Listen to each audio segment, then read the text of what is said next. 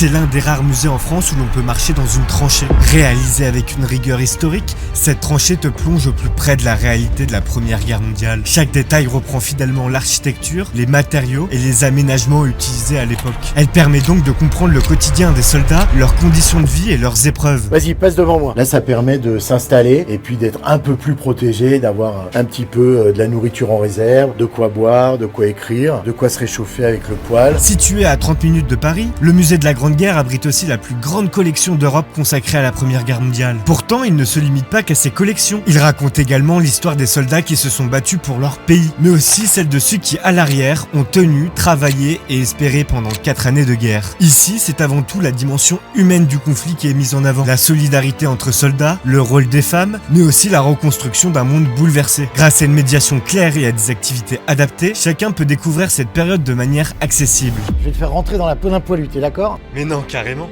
Regarde, tu vas essayer cette vareuse? Faut que tu mettes dans l'autre sens. Passionnés d'histoire, famille, enseignants, élèves, à l'approche du 11 novembre, cette tranchée rappelle d'ailleurs que la mémoire ne s'efface pas. Elle se partage, elle s'enseigne, elle se transmet.